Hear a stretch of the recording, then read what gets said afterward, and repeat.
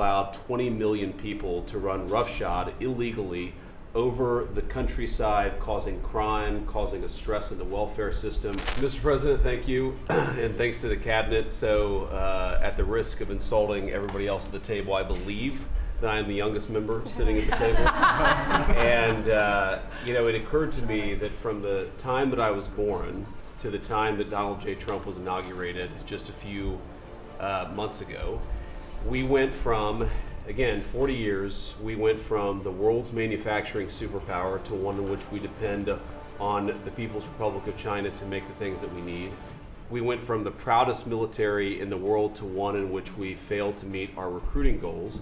And we went from one in which bipartisan border policy was the consensus of both Democrats and Republicans to one in which we allowed 20 million people to run roughshod illegally over the countryside, causing crime, causing a stress in the welfare system.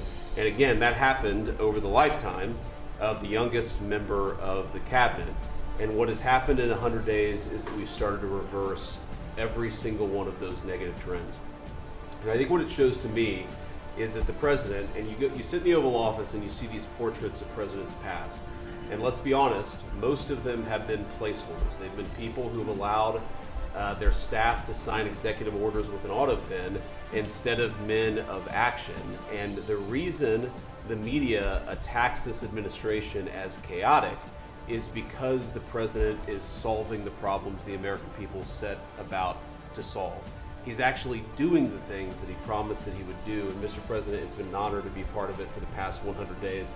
And let me just make one other observation, because it's interesting. I've seen the data, I've monitored it, I've looked at it, but the most underreported fact of the first 100 days is that we came in with a massive recruitment shortfall.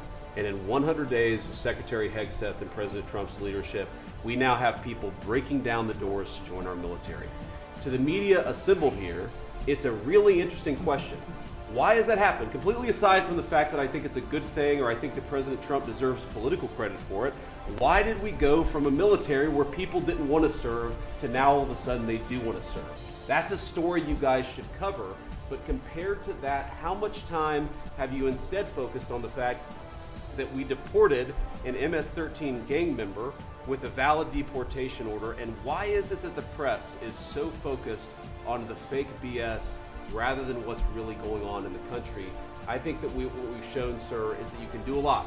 You can do a lot in 100 days, but you've also unfortunately revealed that too much of the American media hasn't learned the lessons of the past 40 years. Which was begun before he was born, is going to be finished during your term.